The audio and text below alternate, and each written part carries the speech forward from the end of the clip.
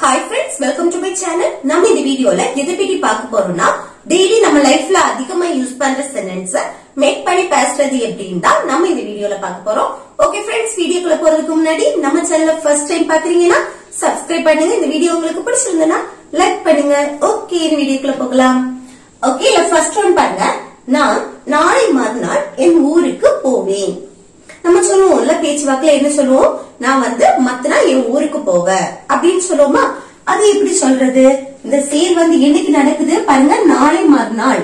இனிமேல் தான் அந்த சேல் நடக்கு. ஓகே, நாளை மறுநாள் மத்தனா. நம்ம பேச்சு வாக்குல மத்தனான்னு சொல்லணும். அப்போ நான் நாளை மறுநாள் மத்தனா என் ஊருக்கு போவேன்.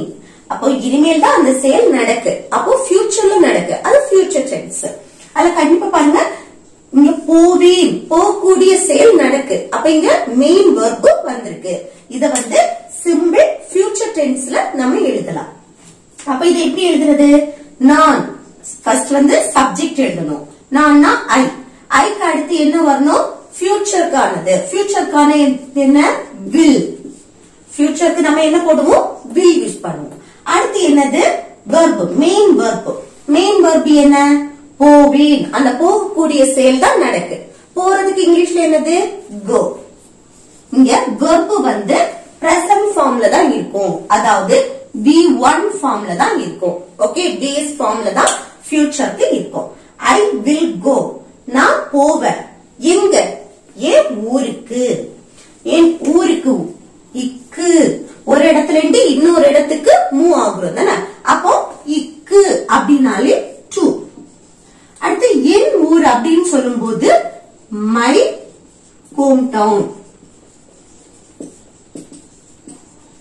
ஓகே, என்னுடைய ஊரு, சொந்த ஊரை மென்ஷன் பண்ற இடத்துல நம்ம என்ன யூஸ் பண்ணுவோம்? Home town. ஓகே, என்னுடைய மை, மை ஹோம் டவுன், என்னுடைய ஊருக்கு.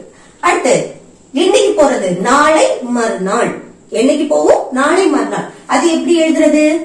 The day after tomorrow. The day after tomorrow.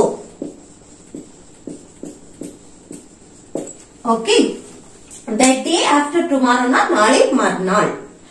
I will go to my hometown the day after tomorrow. இந்த சொந்த ஊரை மென்ஷன் பண்ணும்போது ஹோம் டவுன் சொல்லலாம், இல்ல நேட்டிவ் பிளேஸ் சொல்லலாம். ஓகே, நான் நாளை மறுநாள் என் ஊருக்கு போவேன். இது அவர்கள் நாளை மறுநாள் அவர்களுடைய ஊருக்கு போவார்கள். அவர்கள் நாளை மறுநாள் அவர்களுடைய ஊருக்கு போவார்கள். அப்படி சொல்லணும்னா எப்படி சொல்லுவோம்? அவர்கள் அப்படின்னு சொல்லணும்னா இங்க சப்ஜெக்ட் என்ன வரும்? தே வரும். சப்ஜெக்ட் என்ன வரும்? தே. ஐ இருக்க இடத்துல தே யூஸ் பண்ணுவோம். They will go. ஃபியூச்சர் டென்ஸ்ல எப்பவுமே இந்த வில் தான் யூஸ் பண்ணுவோம். சரியா? அப்போ எல்லா சப்ஜெக்டுக்குமே இந்த வில் தான் வரும். they will go. அடுத்து to வரும். அதுக்கு அடுத்து இங்க பாருங்க மை. நான் மென்ஷன் பண்ணும்போது இங்க என்னுக்கு மை, என்னுடைய ஊரு, என்னுடைய சொந்த ஊரை மென்ஷன் பண்ணும்போது என்னுடைய அப்படின்னாலே மை. இது அவர்கள், சப்ஜெக்ட் அவர்கள், தேன் வந்திருக்கு. அப்போ அவர்களுடைய சொந்த ஊரை தானே மென்ஷன் பண்ணணும். அப்போ அவர்களுடைய அப்படின்னு சொல்லும் போது their. Okay, their hometown the day after tomorrow. Okay, then வரும்போது அவர்களுடைய ஊரு அப்படின்னு சொல்லும்போது என்னது? their. இது ஏன் ஊரு, சொந்த ஊரை நம்ம மென்ஷன் பண்ணிருக்கோம். ஓகே, அதனால ஹோம் டவுன் சொல்லிருக்கோம். இது அவன் நாளை மறுநாள் அவனுடைய ஊருக்கு போவான். அவன் நாளை மறுநாள் அவனுடைய ஊருக்கு போவான். அப்படி சொல்லணும்னா எப்படி சொல்லுவோம்? இங்க தே இருக்க இடத்துல என்ன வரணும்? he வரணும். he subject he. he will go. அடுத்து to போட்டுட்டு இங்க என்ன வரணும்? மை. there இருக்க இடத்துல என்ன யூஸ் பண்ணணும்? இங்க he வந்திருக்கனால அவனுடைய அப்படின்னா his. அவனுடைய ஊருக்கு. அப்போ his hometown. புரியுதா? his hometown. அடுத்து the day after tomorrow அப்படியே எழுதிருவீங்க. அடுத்து நாங்கள் நாளை மறுநாள் எங்களுடைய ஊருக்கு போவோம். நாங்கள் அப்படின்னா என்னையும் என் கூட இருக்கிறவங்களையும் சேர்த்து பேசும்போது நம்ம சொல்லுவோம்ல, நாங்க வந்து நாளை மறுநாள் எங்க ஊருக்கு போக போறோம் அப்படின்னு சொல்லுவோமா. அப்ப அந்த போறோம் அப்படின்னு சொல்லும்போது இங்க என்ன வரணும், நாங்கள் அப்படின்னு சொல்லும்போது we யூஸ் பண்ணணும். சப்ஜெக்ட் என்ன, we will go to. அடுத்து இங்க என்ன வரணும், பொசசிவ். we வந்திருக்கனால இங்க our hometown the day after tomorrow. Okay, இங்க we வந்தா இங்க எங்களுடைய அப்படின்னு மென்ஷன் பண்ணும்போது அவர் வரும். அதே இது they வந்துச்சு அப்படின்னா அவர்கள் அப்படின்னா அவர்களுடைய அப்படின்னு சொல்லுவோம். அவர்களுடைய ஊரு அப்படின்னு சொல்லும்போது their. அடுத்து அவன் அப்படின்னு சொல்லும்போது அவனுடைய ஊரு அப்படின்னு சொல்லும்போது his. அவனுடைய, அதுக்கு his. அதே இது அவள் அப்படின்னு சொன்னா அவள்னா என்னது, she. சப்ஜெக்ட் she வந்துச்சுன்னா அவளுடைய ஊரு அப்படின்னு மென்ஷன் பண்ற இடத்துல என்ன யூஸ் பண்ணுவோம், her. her தான் யூஸ் பண்ணுவோம். ஓகே, அவளை அவளுடைய அப்படின்னு சொல்ற இடத்துல her தான் யூஸ் பண்ணுவோம். அதே இது அவனை அப்படின்னு சொல்லும்போது என்ன யூஸ் பண்ணுவோம், him. அவனை அப்படின்னா him. அவனுக்கு அப்படின்னா him தான் யூஸ் பண்ணுவோம். சம்டைம்ஸ் to him அப்படின்னு யூஸ் பண்ணுவோம். ஆனா அவனுடைய அப்படின்னு சொல்லும்போது நம்ம என்ன யூஸ் பண்ணுவோம், his யூஸ் பண்ணுவோம். ஓகே, நெக்ஸ்ட் ஒன் பாருங்க. நாங்கள் நாளை மறுநாள் அங்கு இருப்போம். நாங்கள் வந்து நாளை மறுநாள் அங்கு இருப்போம் அப்படின்னு சொல்றோம். இத வந்து பேச்சு வாக்குல எப்படி சொல்லுவோம், நாங்க வந்து மற்ற அங்க இருப்போம் அப்படின்னு சொல்லுவோமா. அது எப்படி சொல்றது, இங்க பாருங்க, இருப்போம். அங்க வந்து மெயின் வெர்ப் எதுவுமே வரல. மெயின் வெர்ப்னா என்ன, நம்ம செய்யக்கூடிய செயல். இங்க செயல் நம்ம செய்யக்கூடிய எந்த செயலும் வரல. நாங்க வந்து நாளை மறுநாள் மற்ற வந்து அங்க இருப்போம், தன்னுடைய நிலையை நம்ம சொல்றோம். ஓகே, இருப்போம், இருப்போம், இருந்தோம், இருந்தேன், இப்படி எல்லாம் நம்ம சொல்லுவோம்ல. இப்ப எல்லாம் நம்ம மெயின் வெர்ப் யூஸ் பண்ணாத பட்சத்துல நம்ம என்ன யூஸ் பண்ணுவோம், மெயின் வெர்பா பி வெர்ப தான் யூஸ் பண்ணுவோம். பி வெர்ப்னா am, is, are, was, were, will be. Okay, அப்ப இது என்னைக்கு நடக்கக்கூடிய செயல், நாளை மறுநாள், ஃபியூச்சர்ல நடக்கக்கூடியது. ஃபியூச்சர்ல நாளை மறுநாள் தான் நான் அங்க இருப்போம், நாங்கள் அங்க இருப்போம் அப்படின்னு சொல்றோம். அப்போ ஃபியூச்சரை மெயின் பண்ணும்போது இங்க பாருங்க, am, is, are இந்த மூணுமே பிரசன்ட்ல நம்ம பேசுறதுக்கு. was, were வந்து past, will be வந்து future. ஓகே, எந்த சப்ஜெக்டா இருந்தாலும் நம்ம ஃபியூச்சரை மெயின் பண்ணி பேசும்போது will be. இங்க வந்து என்ன வந்திருக்கு, மெயின் வெர்ப் வந்திருக்கு, ஆக்ஷன் வெர்ப். மெயின் வெர்ப் வந்திருக்கனால இங்க will மட்டும் தான் நம்ம யூஸ் பண்றோம். ஓகே, இங்க வந்து என்னது, மெயின் வெர்ப் வரல. அப்போ பி வெர்ப் தான் நம்ம மெயின் வெர்பா யூஸ் பண்ணுவோம். அப்போ will be தான் யூஸ் பண்ணுவோம். ஓகே, will be போடணும், இங்க will மட்டும் தான் யூஸ் பண்ணணும். அப்ப நாங்கள் சப்ஜெக்ட் ஃபர்ஸ்ட் எழுதணும். நாங்கள்னா we. அடுத்து என்ன எழுதணும்னா will be. பி வெர்ப தான் நம்ம மெயின் வெர்பா யூஸ் பண்றோம். இங்க will மட்டும் தான் போடணும். ஏன், இங்க வந்து மெயின் வெர்ப் வந்திருக்கு, இங்க மெயின் வெர்ப் வரல. ஓகே, அப்போ we will be அப்படின்னா நாங்கள் இருப்போம். எங்க, அங்கு, அங்கே அப்படின்னா there. ஓகே, அடுத்து என்னைக்கு, நாளை மறுநாள் அப்படின்னா the day after tomorrow. Okay, we will be there the day after tomorrow அப்படின்னா நாங்கள் நாளை மறுநாள் அங்கு இருப்போம்.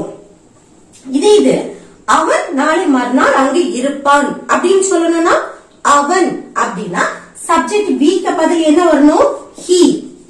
he மட்டும் தான் சேஞ்ச் ஆகும். he will be there the day after tomorrow. மற்றது எல்லாமே அதே போலதான் இருக்கும். ஓகே, நெக்ஸ்ட் பாருங்க, நான் நாளை மாலை 4 மணிக்கு அங்கு இருப்பேன் அப்படின்னு சொல்றேன். ஓகே, இது என்னைக்கு நடக்குது, நாளை மாலை 4 மணிக்கு அப்படின்னு கரெக்டா சொல்லிருக்கு. ஓகே, 4 மணிக்குன்னு. அப்ப இனிமேல் தான் ஃபியூச்சர்ல தான் அந்த சேல் நடக்க போகுது தானே. அங்கு இருப்பேன், நான் அங்க இருக்கக்கூடிய சேல் எப்போ நடக்குது, நாளைக்கு மாலை 4 மணிக்கு. இங்க பாருங்க, அங்கு இருப்பேன் அப்படின்னு சொல்றேன். இல்ல வந்து மெயின் வெர்பு வந்திருக்கா? இல்ல, மெயின் வெர்பு இல்ல. தன்னுடைய நிலையை சொல்றேன், நான் வந்து நாளைக்கு அங்க இருப்பேன் அப்படின்னு. அப்போ மெயின் வெர்பு வராத பட்சத்துல நம்ம என்ன யூஸ் பண்ணுவோம்? B verb. ஓகே, அப்போ ஃபர்ஸ்ட் சப்ஜெக்ட் எழுதணும். நான்னா ஐ. அடுத்து என்ன எழுதணும்? மெயின் வெர்பா நம்ம எது எடுப்போம்?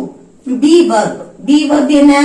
will be. ஃபியூச்சரா மெயின் பண்ணி பேசுறதுனால will be. அடுத்து என்னது? அங்கு. அங்குனா the. அடுத்து நாளை மாலை 4 மணிக்கு அப்படின்னு சொல்றேன். அப்போ நாளை அப்படின்னா tomorrow. மாலை 4 மணிக்கு. அந்த இக்கு அப்படின்னாலே ட்ரூ போடணும் அப்படி இல்ல. இது வந்து கரெக்டா அந்த 4 மணிக்கு அப்படின்னு ஸ்பெசிபிக் டைம் நம்ம சொல்றோம். அப்ப என்ன எழுதணும்? at 4 PM. Okay, I will be there tomorrow at 4 PM. நான் வந்து நாளை மாலை 4 மணிக்கு அங்க இருப்பேன் அப்படின்னு சொல்றேன். இது அவன் சப்ஜெக்ட் இங்க என்ன வந்திருக்கு? நான் வந்திருக்கு. இது அவன் நாளை மாலை 4 மணிக்கு அங்க இருப்பான் அப்படின்னு சொல்லணும்னா எப்படி சொல்றது? அவன் இங்க என்ன வரும்? சப்ஜெக்ட் ஐ இருக்க இடத்துல he வரும். He will be there tomorrow at 4 PM. Okay, at எதுக்கு யூஸ் பண்றோம்? 4 மணிக்குன்னு குறிப்பிட்ட அந்த கரெக்டான ஸ்பெசிபிக் டைம் நம்ம சொல்றோம். 4 மணிக்கு, 5 மணிக்கு, 10 மணிக்கு, இப்படி ஸ்பெசிபிக் டைம் நம்ம சொல்றோம் அப்படின்னா அதுக்கு முன்னாடி the at யூஸ் பண்ணுவோம். ஓகே, நல்லா ஞாபகம் வச்சுக்கோங்க. அதே போல அவன், அதே போல அவர்கள். அவர்கள் நாளை மாலை 4 மணிக்கு அங்கு இருப்பார்கள் அப்படின்னு சொல்லணும்னா அவர்கள் இங்க என்ன வரும்? they will be there tomorrow at 4 PM. ஏன்? நாளை மாலை 4 மணிக்கு குறிப்பிட்ட அந்த ஸ்பெசிபிக் டைம் நம்ம சொல்றதுனால at யூஸ் பண்றோம். at 4 PM. அடுத்து நெக்ஸ்ட் பாருங்க, எனக்கு எதுவும் தேவையில்லை அப்படின்னு சொல்றேன். நம்ம வந்து சொல்லுவோம்ல, கோவத்துல இருந்தா எனக்கு எதுவும் தேவையில்லை, எனக்கு வேண்டாம் அப்படின்னு சொல்லுவோமா? அப்ப எனக்கு எதுவும் தேவையில்லை அப்படின்னா எப்படி சொல்லுவோம்? எனக்கு. இந்த சப்ஜெக்ட் நான்னாலும் எனக்கு அப்படின்னாலும் ஐ போடலாம். Subject I. அடுத்து என்ன? தேவையில்லை, எனக்கு தேவையில்லை அப்படின்னு சொல்லும் போது என்னன்னா don't need. நீட்னா தேவை, அது தேவையில்லை அப்படின்னா don't need. don't ஏன் வந்திருக்கு? சப்ஜெக்ட் ஐ வந்திருக்கு. எனக்கு எதுவும் தேவையில்லை அப்படின்னு சொல்ற இடத்துல need அப்படின்னு வந்தாலே நம்ம சிம்பிள் பிரசன்ட் டென்ஸ்ல சொல்லலாம். அதையே நம்ம நெகட்டிவா சொல்லும் போது நம்ம don't யூஸ் பண்றோம். அது சப்ஜெக்ட பொறுத்து. சப்ஜெக்ட் ஐ வந்திருக்கனால இங்க don't யூஸ் பண்றோம். ஓகே, நெகட்டிவா பேசுறதுக்கு I don't need அப்படின்னா எனக்கு தேவையில்லை. என்னது? எதுவும். எதுவும்னா anything.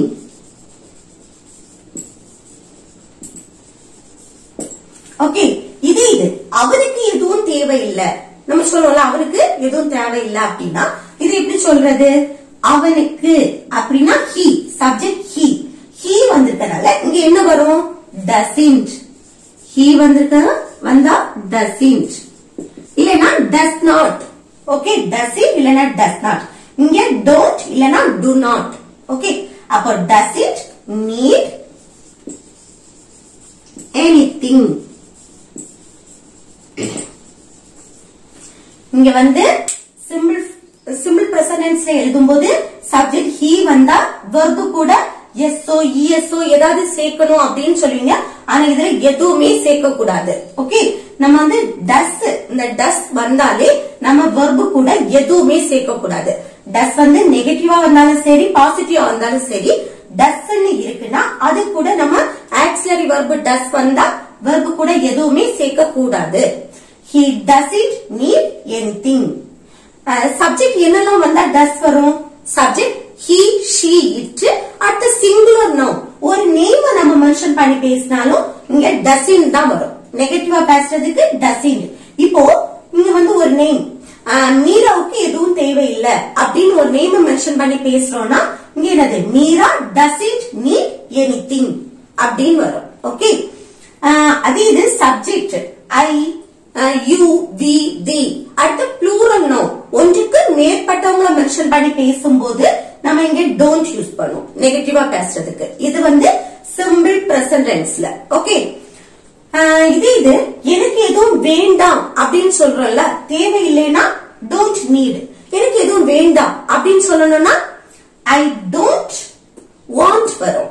இங்க என்னது want. நல்லா ஞாபகம் வச்சுக்கோங்க. எனக்கு தேவையில்லை அப்படின்னா don't need. எனக்கு எதுவும் வேண்டாம் அப்படின்னா I don't want anything. Okay, அவனுக்கு எதுவும் வேண்டாம் அப்படின்னா he doesn't want anything. Okay, அடுத்து நெக்ஸ்ட் பாருங்க. அவள் நாளை மறுநாள் வருவாள். இது எப்படி சொல்லலாம்? இது எப்படி சொல்லலாம்னு கமெண்ட் பாக்ஸ்ல கமெண்ட் பண்ணுங்க. ஓகே ஃப்ரெண்ட்ஸ், இந்த வீடியோ உங்களுக்கு யூஸ்ஃபுல்லா இருக்கும்னு நினைக்கிறேன். யூஸ்ஃபுல்லா இருந்துச்சுன்னா லைக் பண்ணுங்க, ஷேர் பண்ணுங்க, கமெண்ட் பண்ணுங்க. ஓகே, நெக்ஸ்ட் வீடியோல பார்க்கலாம். தேங்க்ஸ் ஃபார் வாட்சிங்.